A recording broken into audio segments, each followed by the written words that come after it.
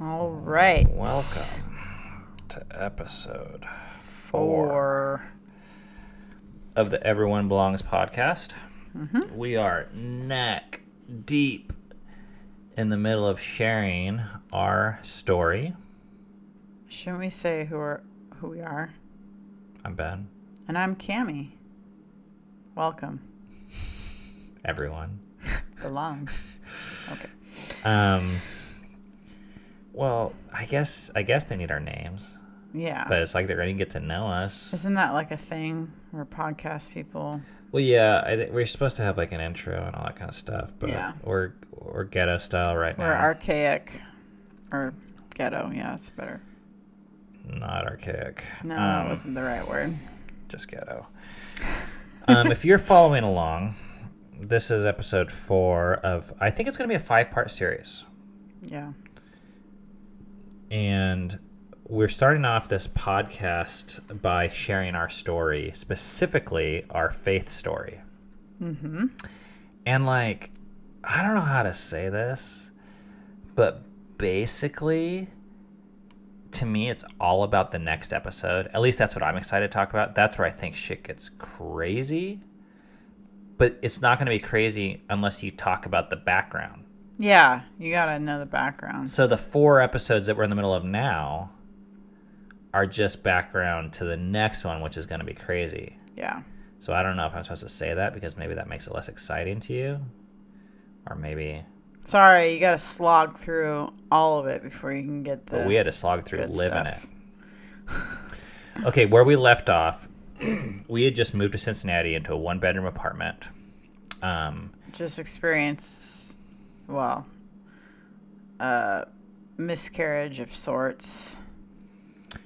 Just found out that our 6th child was dead in the womb. At 6 months old. Or in the womb. 6 months, whatever it's called. Right. In utero. And not born yet. Right. And we're living in a 1-bedroom apartment, making millions of dollars, having just moved.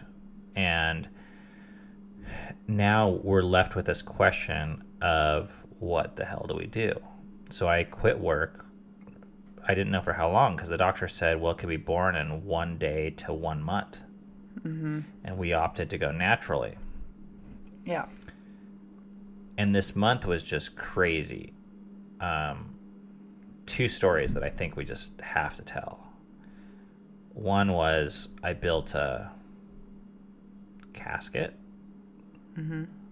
a pine box, I don't know what to call it, a little house for our child, which is just like, I mean, I went from internet world where I'm like working for Google and Facebook, writing these scripts for these products that are just like, they're not even real. It's all digital stuff.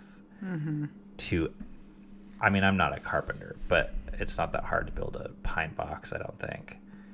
To sawing wood and hammering nails to build a box for our child. Mm-hmm. That was a... It's a mind fuck. That was a fucking transition in my life. Mm-hmm. I mean, I was just in tears mm-hmm. every day. Yeah. And we have to tell the story just because it's one of the crazier stories of our life. But back in Seattle, we had 5 children. Mm-hmm. And we had them with the same midwife. Her name was Suzanne. Mm-hmm. And it was a really great experience. She was a Christian, and she had delivered babies in Haiti, like getting all sorts of training that you can't get in the United States because normally they just send those people to hospitals. So we felt like, first of all, we had been through 5 births, including our first. So, and birth is like this incredible emotional and relational experience. We found out it could be, at least. Mm-hmm. So we had all these friends and family and all this time spent with this midwife over the years, over 5 kids. And then, you know, we had a spiritual thing in common.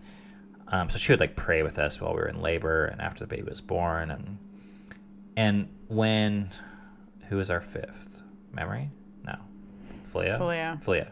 After Flea was born, mm-hmm. the midwife said this really kind of funny thing. She goes, I've never delivered 5 kids from one family before. She goes, you guys are my first. She goes, the next kid is free. And she's like kind of joking, kind of not joking. We never knew. We didn't fully know. I mean, it could have been either way. But it was like the ultimate punch card where you get 5 births and the 6th is free. So then I guess it wasn't that long. Maybe a year later, I get pregnant with baby John. And we're still living in Seattle. And I have this appointment with her right before we were going to go to Northern Kentucky for a month. Ends up not being that, but we didn't know that. And we didn't know it was a boy. We didn't know. Yeah, we didn't know anything. We just, like, we're pregnant. I'm meeting with a midwife. She's checking me out. And she's telling me my husband and I are going to go on a road trip across the country. So she's telling me this because, you know, I'm planning on being back in a month. And, you know, anyways, she might not be around for me for the birth or for whatever, for a period of time. So I'm like, you know, to me, I'm just like, okay, whatever, you know. So then we go about our life, and now it's April, and that was back in February, and we're in this situation now. And we didn't really know what to expect because I think you especially felt pressure to go to the hospital just because it's the normal thing to do. Yeah, it felt negligent or just weird to walk around. It's kind of weird to walk around with like a dead baby inside of you for a number of weeks. I mean, our culture doesn't really deal with death very well anyways. Anything that's optional in our culture, it seems like people are like, well, why not just do why it? Wouldn't like, you? You're almost torturing yourself if you don't deal with it right away. Yeah. Just get it over with. And now, so you're pregnant, and we were told it could be between 1 day and 1 month. And it's like, okay, week 1 passes. It's like, no big deal. Yeah. Week 2 passes. No big deal. But at this point, we're calling, now week 3 passes, and then we call up our midwife from Seattle. Yeah. And sure enough, she's on this road trip with her husband that she'd told me about months before. Well, and we're just asking her advice because we're like, hey, is there anything we should be concerned about? Because she had a more international perspective of medicine than the medical care we were getting around here. Yeah. And, you know, she's reassuring us, I think everything's fine, you know, and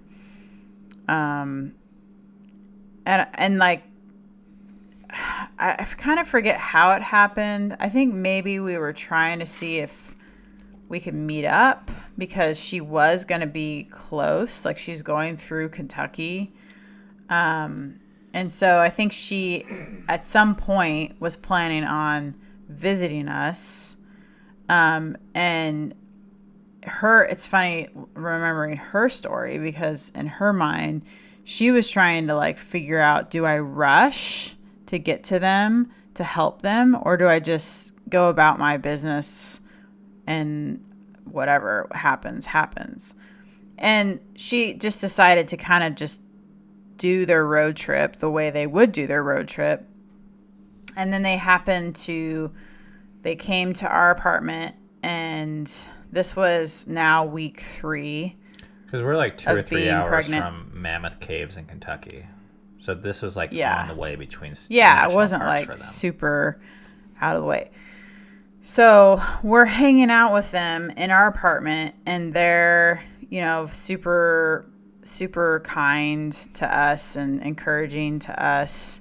I remember we talked and shared chocolate, and she prayed with us, which I remember actually was a really big deal because we didn't really get a whole lot of that. Like, I don't think people knew what to do with us. But she wasn't really a stranger to this type of hardship. I think she'd seen babies die, you know, and she just wasn't like fazed by it. in a way that she actually could help, like be present with us in a way that I didn't really feel like anyone else in our life could. So that was really cool. So then I start having contractions that night. And this was like the first time I had had any type of contractions. Okay. This is the thing between Ben and I. Like, he has this way of like how he likes to tell stories. And then I guess I have my way. And they conflict. But go ahead. Well, what you didn't say is you weren't having any contractions. For almost 3 weeks, I wasn't having any contractions. And you still weren't having any contractions. And then they say, we have to leave the next morning. They tell us. But I was starting to have contractions that night around dinner. Oh, really? Yeah. Okay. And they were there. But that was the first day I had started having contractions. And they were tiny ones. That evening. Well, yeah. I mean, they were whatever. Well, the reason I know this is because they said we're leaving tomorrow morning.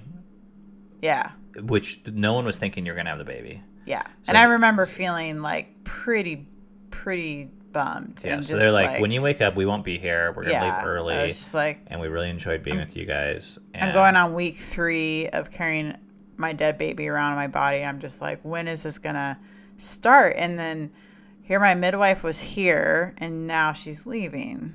So at 3 a.m., Cammie wakes up. Yeah, with pretty strong contractions. I get out of bed. I think, well, maybe I can like deal with these myself, but this was like unlike any of my other births in that like things happen really quick. All of a sudden they got like super strong to the point where I was like, I gotta call Ben because something's going on here. So I call him, and we had like created a whole little birth area for me right above us. There was like this little studio apartment. So basically, I mean, this is fucking crazy. Like, I'm laying on the couch, Ben comes out, and within a few like contractions, I think I like threw up in a bowl or whatever. I like birthed this baby like in my fucking pants. Like, there was like no time to like do anything.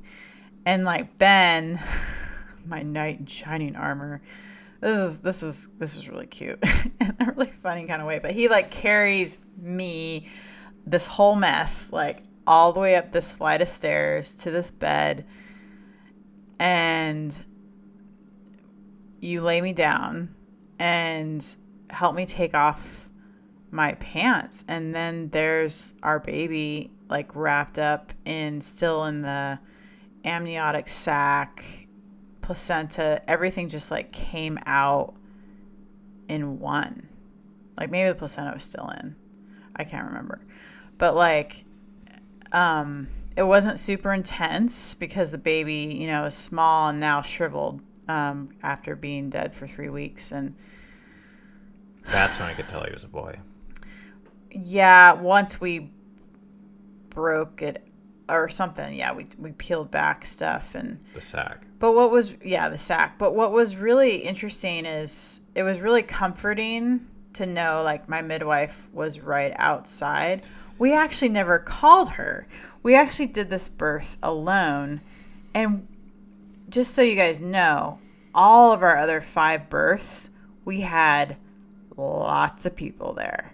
So this was like the first, well, and then Rainier's too, but this was like the first and only birth that was just you and me, which I kind of think was significant. It was sort of like, let's just do this alone, this part at least. And then we called her in, like right after. Okay. It was all done. I'm glad you're not sleeping anymore.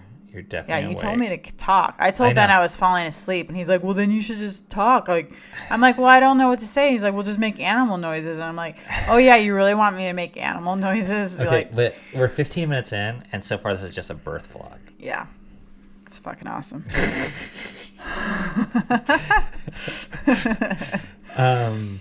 So the reason why I brought this up was our midwife was outside of our front. She was literally parked in her camper van with her husband on the street in front of our apartment. Yeah. when our sixth child was born. So if you think back 6 months before when she made the or actually it was way before that, because it was when it gives me like fucking shivers. It's like a memory was premonition. Flea was born. Flea, she said since you had 5, the sixth one is free. Right. No one ever imagined that more than a year or two later, we would be 12 states away, 3 time zones away, in a 1-bedroom apartment with her staying in a camper on a road trip for a stillborn child. And that's what... Okay, that was the entire point of that story, which was crazy. We've told it a couple times, but there's times when it's like, okay, do you believe in God? That feels like one of those things to me that, like, I know coincidences can happen, but like something about that feels too weird to be a coincidence for me. It was weird. Yeah. But where we're going with this episode was, so afterwards, I think maybe we put the baby in the box that I had made in the refrigerator, because what are you supposed to do with the baby? Like, we didn't know any of this stuff. And then 2 days later, or 1 or 2 days later, I don't even remember, we buried the child on our friend's property at a farm, like 20 minutes away from here. And probably like 50 people came. We had like a service. It's all our like church people. I didn't call it a funeral because I didn't want there to be any formal bullshit, but our family, we dug a hole. It's like a memorial. In the dirt. I guess. And we put the box in the hole, and we were crying our eyes out, and people shared, and we read letters, and everyone helped shovel dirt and put rocks on the child. Mm-hmm. And he's still there. But these 50 people that were there were all a part of this like kind of story form life church, home church community network that we were now a part of since we had moved out here and been visiting so many times from doing story form life, and now living out in Kentucky and being a part of this like close-knit business thing. Business church thing. Yeah, it was business family church thing. Really weird and undefined. And in some ways it felt really countercultural and really unchurchy, but now there's other signs where I also can see, okay, it wasn't a building, but actually the belief system was very similar. And now that I can see kind of like red flags or signs or symptoms of this belief system, you can see it everywhere. It really doesn't have anything to do with a building. It has to do with things that are deeper than that, which we'll get into.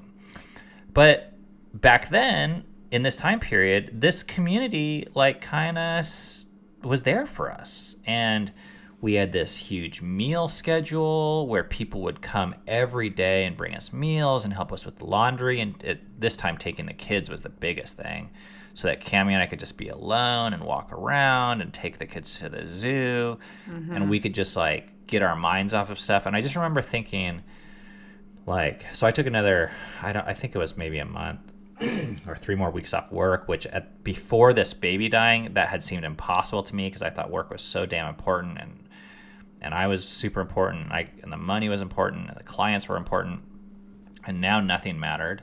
But I just remember thinking, Cammie's going to feel under attack from the enemy, who's going to try and convince her that this is her fault and that she's not lovable and she should be ashamed of herself. So I want to stay home and just remind her that God loves her and that I love her and this isn't her fault and things are going to be okay.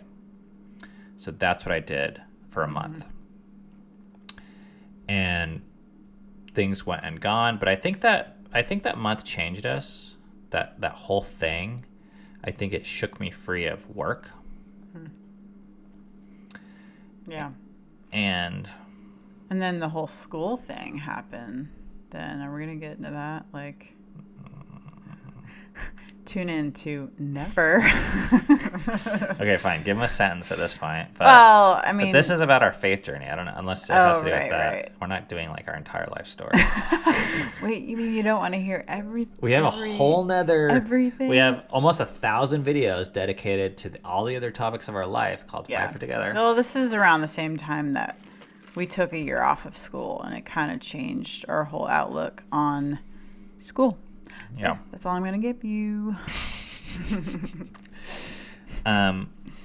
But then something happened where a friend from Bible college contacted us, or I contacted him. I don't remember exactly which. And there was some supernatural feelings there where his wife had talked to him about me the day before. And out of the blue, I contact him and offer him a job at Epifio, which was hiring people like crazy now. I feel like we had 20 or 30 or 40 or 50 or 60 people working for us. Not all of them were in the office. A lot of them were, independent contractors all over the world. So we had a lot of people working for us.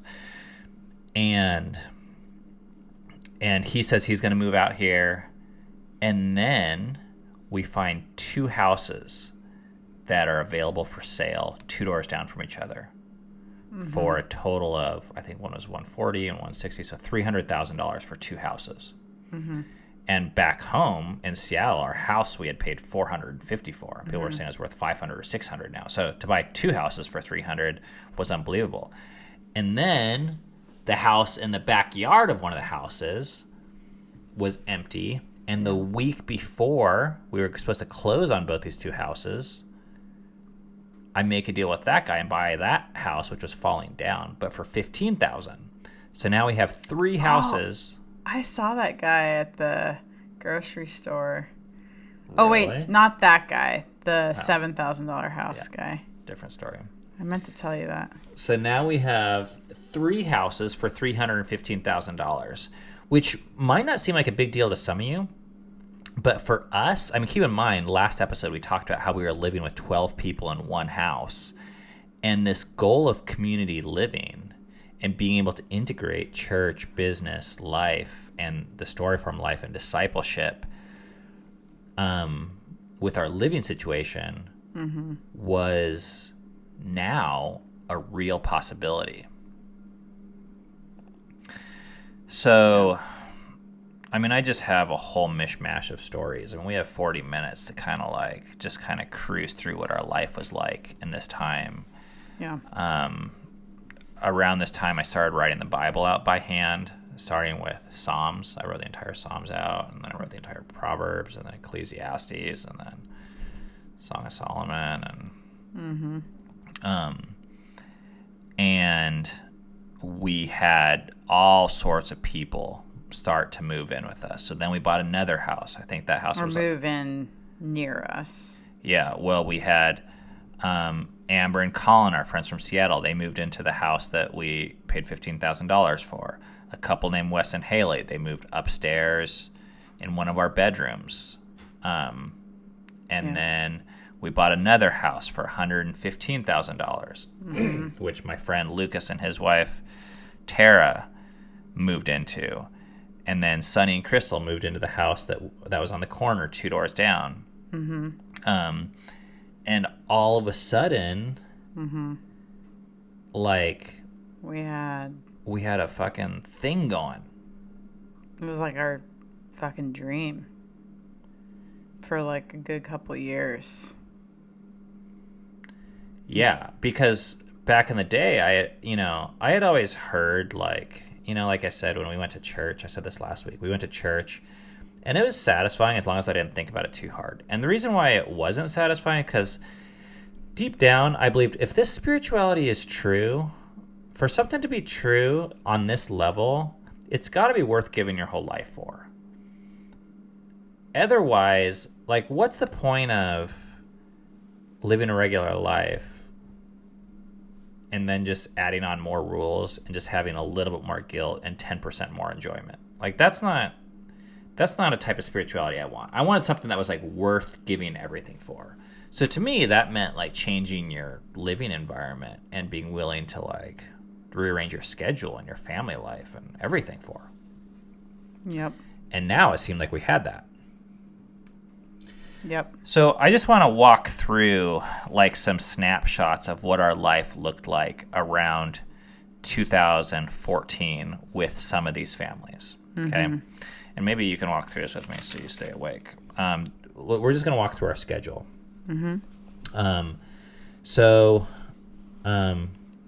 Tuesday night, I was meeting with guys, and we were drinking bourbon and smoking cigars and like talking about like theology and getting practical advice to each other.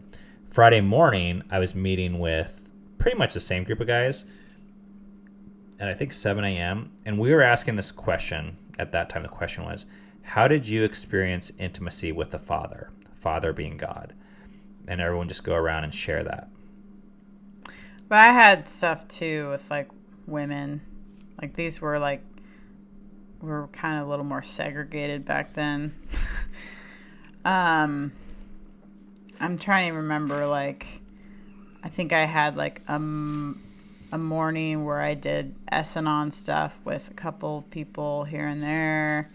And then I had a morning where it was kind of similar to what Ben's Friday morning was, where it was like, it's kind of like your take prayer request morning, but tried to be a little sexier than that, I guess, with talking about, I don't even know.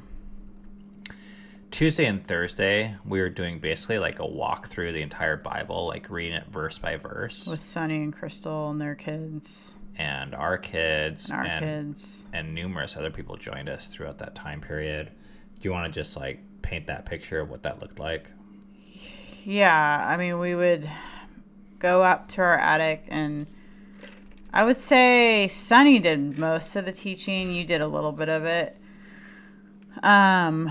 Where he would walk through, let's say, Genesis, and he would just start with Genesis 1, and he would just go through it, and we would read it. We'd literally read it and then talk through the different stuff about it. We'd like memorize a song that was like the genealogy of, I'm not really sure what, like Abraham. And then that goes all the way to Jesus or something. I don't know. Maybe you remember more, but. And then, like, a lot of times there would be, like, not a projector, but, like, we had a TV up there. So he would have, like, stuff on the TV. And it was cool. I mean, it was cool at the time. It felt funnish at the time. Well, it felt like, oh, this is like what we should be doing. Yeah. Like we should be teaching our kids the Bible, and we're knocking this out of the fucking park. What like we've never done before. Yeah, absolutely. Kind of I mean, it was and done in Sonny community. was like really astute with the Bible. Like he knew it in ways we didn't know it. Unlike me, he graduated Bible college. And we had the same professor together that we adored. Yeah. And he had went on to become a youth pastor and a chaplain at a school. So he had all this like teaching experience. Yeah. He almost became a priest. So we were like dedicating basically almost every weeknight. I mean, so then Friday night we celebrated Shabbat. Do you want to talk about that for just a minute or two? Yeah. A lot of the Friday nights, we would invite people. So, in fact, I think there was a season of a year or two where almost every Friday night we had at least a few families where we would host it and we would bring like the main dish or provide the main dish, and then people would bring food, I think, to help out. Yeah, they did. And we did communion for a lot of years, Friday night. And this was a lot of this vein. Shabbat is the Hebrew pronunciation of the word Sabbath, which basically means rest. So a lot of people are familiar with the Sabbath word.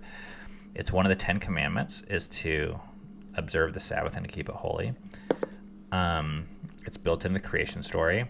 And a lot of what we had heard from this church community, and Jeremy specifically, was based upon this idea of getting back to the biblical roots of family that were specifically taught to Abraham in the Old Testament, and pulling from this wisdom of Scripture in learning how to integrate it into our lives today instead of trying to come up with the newest, latest, coolest whiz-bang thing. So even like studying the Bible on Tuesdays and Thursday nights with our kids, celebrating a day of rest once a week with our community. A lot of the parties that we had were celebrations of the biblical festivals, like which a lot of people just consider Jewish holidays, like Passover and Sukkot. We started getting into a lot of that stuff, all with this community. So the bottom line, I'm just trying to paint this picture. And then we started working out Monday, Wednesday, Friday mornings at 7 a.m., me and like 3 or 4 guys. So, I mean, it's just like we have literally 15 meetings a week going on. Oh, yeah. And we had people living. Yeah, it was intense. And I would say 90% of the meetings were at our house. The only ones that weren't were the ones where we're like working out, which was at LA Fitness 3 blocks down. Yeah. So we're hosting everything because we're the ones with the money. Well, actually, I don't fully know why, but at the time, it felt like we have the money, we have the houses, we can afford it, we have the passion for it. Yeah, I think we were natural leaders, but I also think we had the most energy and most momentum for the stuff. And I never cared about like, I don't know. I never thought about being taken advantage of, or there was never a question in my mind of whether we should just do this stuff or whether it was even or not even. It was just like, just do it. Like, because no one else was doing it and we cared about it. So. Well, and things were really, we thought of things really simply back then, in that, like, too simply, I think, in that, oh, we're all brothers and sisters in Christ, so we're all equals, and didn't really see how that's not true in practicalities, in relationships. I don't know. So there's just that belief that kind of, I think, went in there to make us think that. I think it's why we didn't feel taken advantage of. It's like, oh no, we're all in this together. We're doing this for God. I don't know. So. And things are still going good at Epifio. My business with the Christian guys that I owned, things were starting to get a little bit weird, where I had always wanted to be in the business and work there, but some of the guys had more voted towards like hiring a professional team and us stepping outside of it so that we could do ministry and like more, I don't know, like Bible type stuff, more full time, I guess. So then in a weird twist of fate, I found myself like basically like unemployed, like AKA retired by not my choice, but still making a ridiculous amount of money. Not having to do anything really except for show up to these board meetings. So I'd go to a board meeting once a quarter or once a month. I think it was once a month back then. Mm-hmm. And we were making hundreds of thousands of dollars a year. It wasn't $1 million a year anymore. It had dropped a little bit, but it was still like more money than I had ever dreamed of making in my entire life. Mm-hmm. I mean, if you would have ever asked me if I was would make 6 figures, I'd be like, no way, because I was going to live in the dirt in Africa. Mm-hmm. And now I'm making 6 figures, not even doing anything, just going to meetings. And our community at this time period was really fun. It was really tight. I mean, we were going to each other's like births. There's a lot of energy. There was no time to feel lonely. Like, it was just like, go, go, go. Birthdays, it was a minimum 30 people. We were going on vacations together. Yeah. To Washington, D.C., and renting cabins. And it was like, I mean, our kids, like, and they had, other kids that were the same age. Mm-hmm. And it was just like, I mean, every Friday night was a party at our house with people playing the guitar and playing the piano and a potluck and watching movies together. I mean, it's like, what's not to love? I mean, and if you're not getting this vibe, like this foreshadowing vibe, this is not always going to be this happy-go-lucky story. But when I hear stories of, like, you know, to this day, if you hear stories of people that are involved in a cult and then they leave it, and people are like, oh, you're such an idiot for being in the cult, like, and people that are honest about it, they say they miss it because there's pros and cons, you guys, to every social situation like this. And let me tell you, there was a lot of pros. To this day, there was moments that I had that were fun in this type of spiritual community that I have not felt anywhere else. Yeah. And still, like, nothing's up. I mean, everything is just like good. There was a little bit of friction every once in a while. Like we would meet people that would say like, "Oh, Ben's the leader and forcing people or manipulating." And it was always kind of weird because we're like, well, first of all, there's no rules. There's no membership. We're not asking anything for anyone. Like, no one needs to give any money. But they, underneath that, they weren't saying this, but probably those people were uncomfortable with the amount of influence you had over other people. Which I didn't even know I had. Which you didn't even know you had. And this is like, you're an adult. All these other people are adults. Let's just keep in mind. So everything was cool for us. And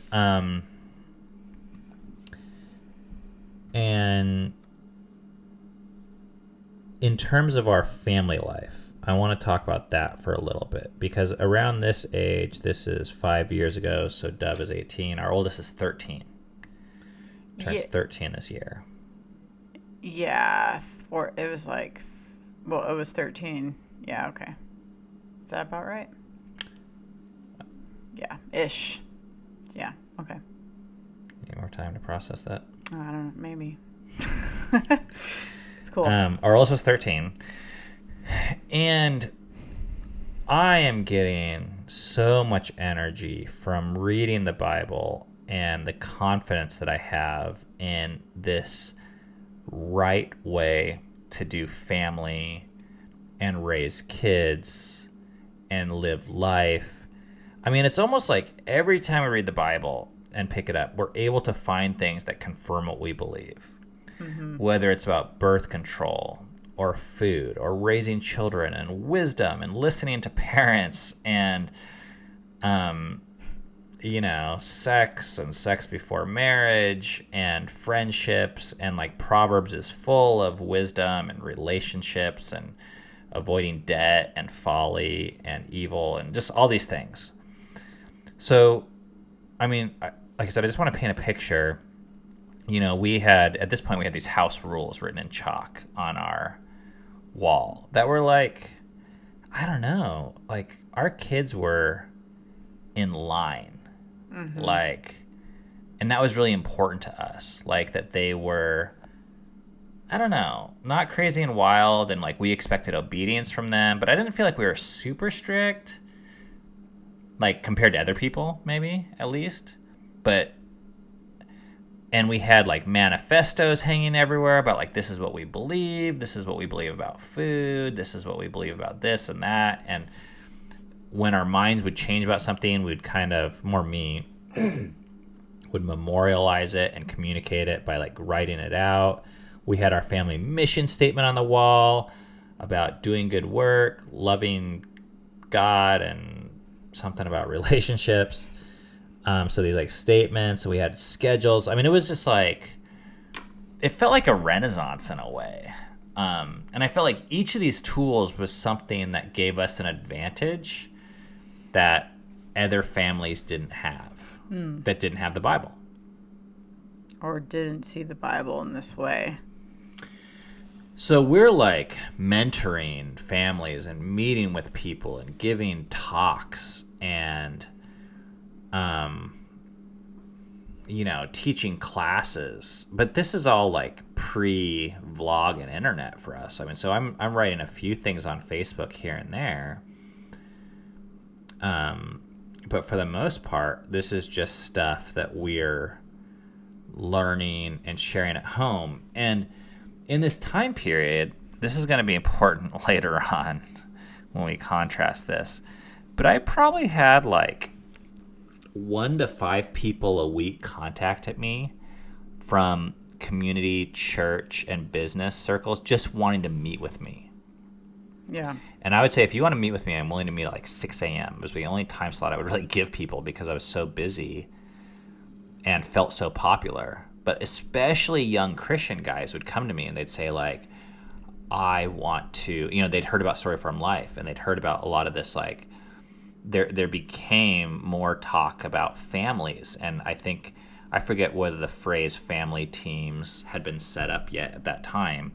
But around here, there was like a website or organization or movement. I don't know exactly what to call it. Where it was like family teams.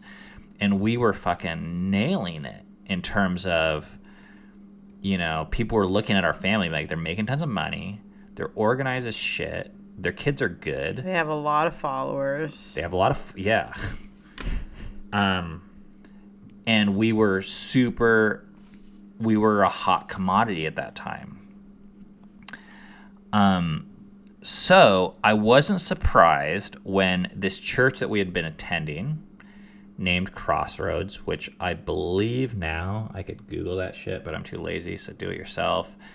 But in the last couple of years, it's been named like in the top 10 fastest growing churches of America, which, dun dun dun, do you guys remember our experience from episode 2, where we talked about being at Mars Hill, that famous church run by Mark Driscoll, which had received the title of fastest growing church in America before it ceased to exist. Mm-hmm. So anyways, we hadn't really attended a church service since the Presbyterian church that we had got resigned from, to put it politely.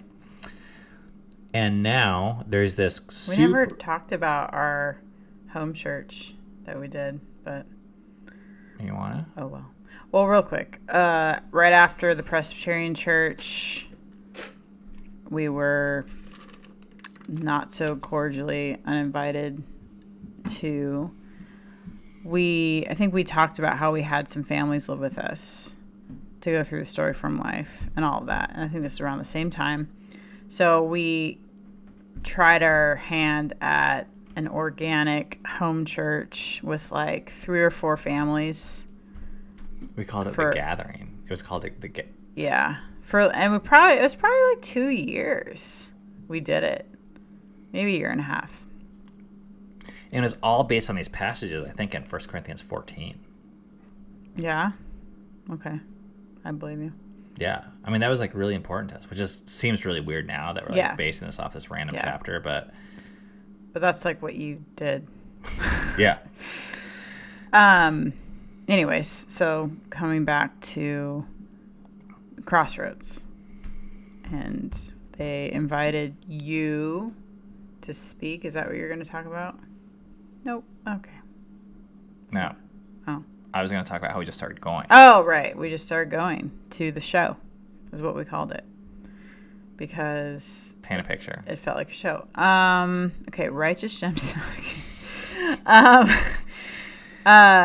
Just really large auditorium, lots of people, lots of energy, really loud music, dark, lots of lights, a light show kind of thing. Free coffee, amazing kid care thing. And then the pastor would, or whoever was speaking, spoke like for 20 or 30 minutes.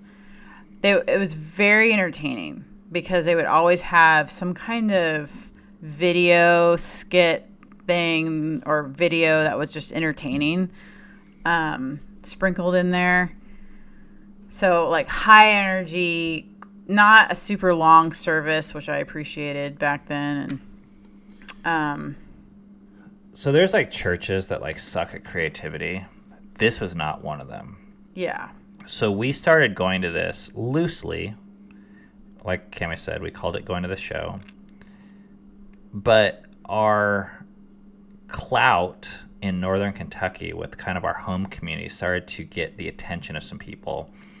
And eventually we got invited to the like home group that was called a huddle, which was like another discipleship process that was like between 1 and 2 year commitment by one of the top 3 guys at Crossroads. Mm-hmm. His name was Stephen. And different Stephen from Epifio, by the way. Yes. And he was like on the teaching team in this Crossroads. Like I said, it was the fastest growing church in America. So it's the largest thing in Cincinnati. And this guy is like hand selecting us, asking us if we want to be a part of this weekly meeting at his home. Which is basically just a glorified Bible study, but it's called a huddle discipleship thing. And at the time, I remember thinking, man, this guy could help me get to where I want to go, which I didn't even know where that was. But I felt like maybe it was our ticket to getting more legitimacy inside the church, even though I had kind of like held the church at arm's distance ever since our other experience at the Presbyterian church. But I still, you know, I had a beef with the church, but only because I felt like the church wasn't doing what the Bible said. So in that way, I still had, my heart was still for the church. I just was like, wow, you guys really need some help and you're really kind of fucking up here, but I love it still. So we committed to this thing. And it felt really weird because we were committed all over the place to our community. And I had, for the most part, committed to, because of 12-step groups, I kind of had this ethos, which was like, don't try and get attention and just keep your head down and just live a normal life on your block. Like I was really into reading Thoreau at this time. And I was just like, I don't want to like be a mega church dude or a pastor. I just want to fucking, it was almost like a monastery. It was like the stuff I was reading and the stuff I was inspired by this time. Mm-hmm. Yeah. So there was no 12-step SA meetings in this area that were accessible to me. So me and a guy that was a part of our community, we started 2 of them on Sunday and Wednesday mornings at 6 a.m. And I started going there. And we were like still, like life was intense spiritually for us. I mean, we're reading the Bible a ton. We're studying it in community. We're celebrating biblical holidays.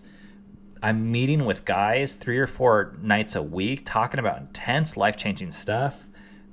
We're talking about writing books.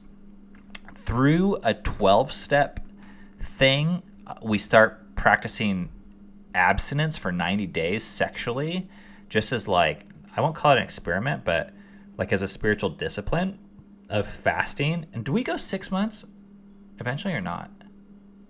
I cannot remember. I feel like we did. I think we did. So we did 90 days and we did 6 months. Fucking retarded. But anyways, that just shows you we were willing to give up anything and everything. We bought houses for this community. Mm-hmm. We gave up our rooms in our house. We're paying for food.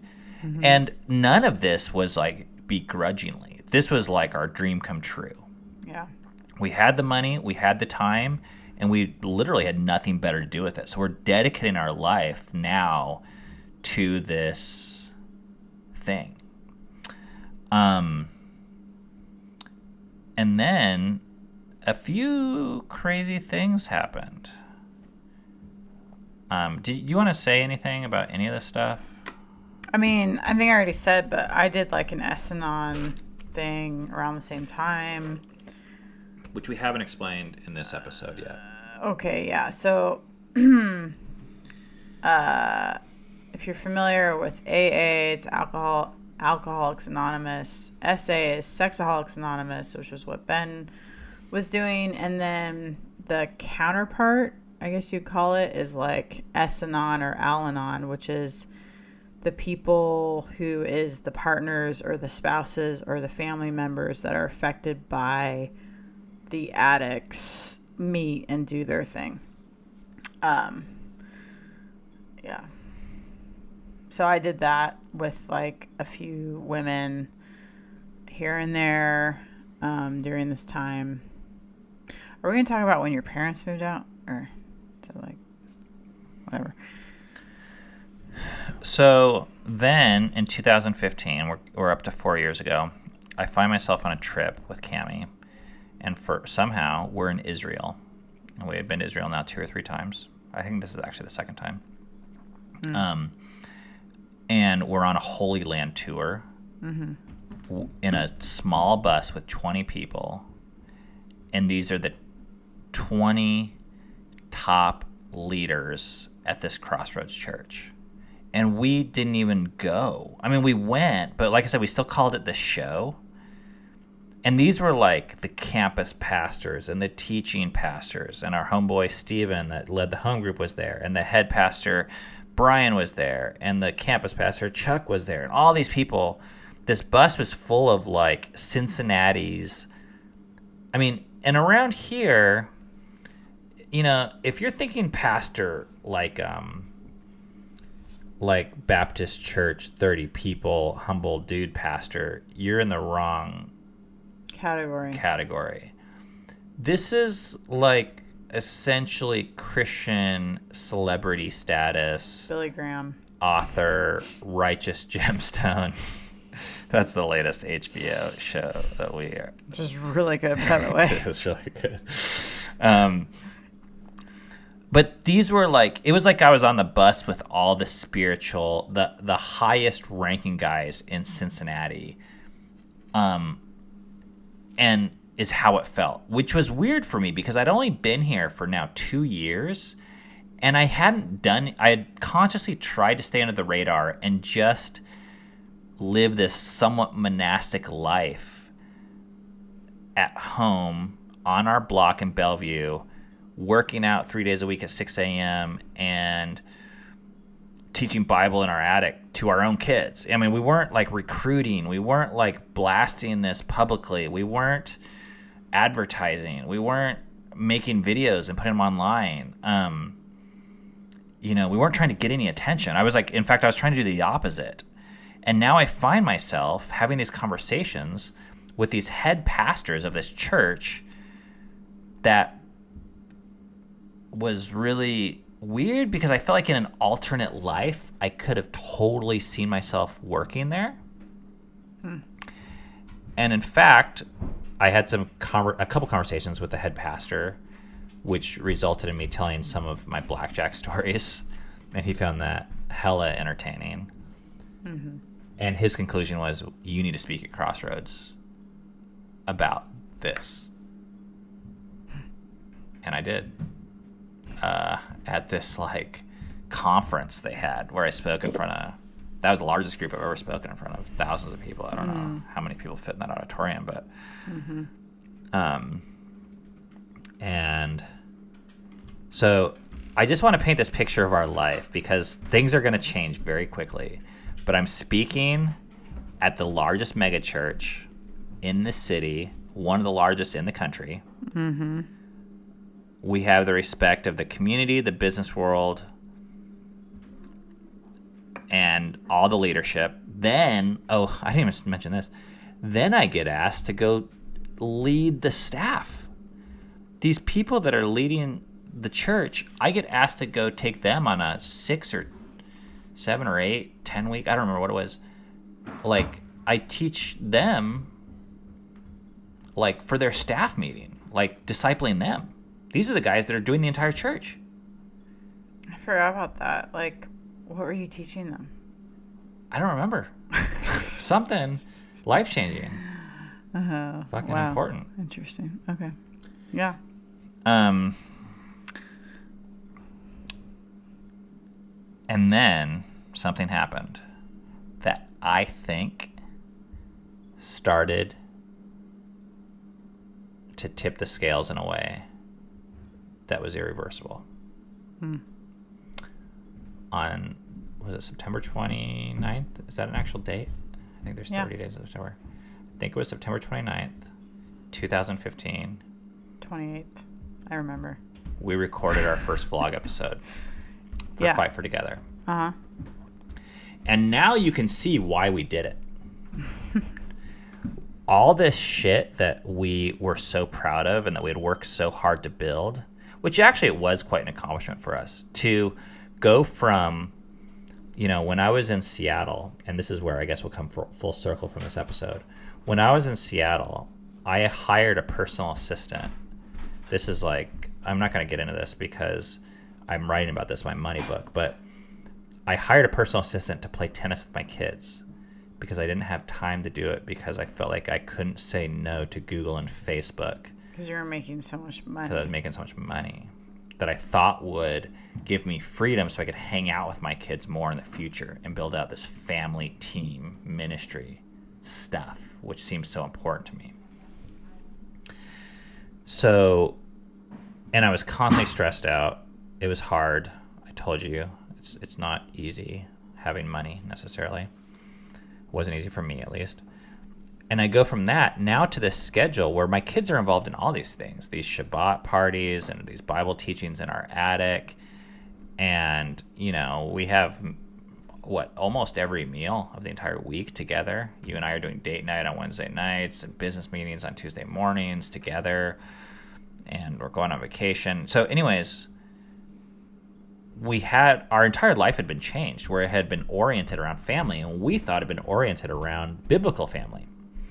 So we start this video series, which we called Fight for Together, to share with people what we thought was God's solution for a picture of what family should look like.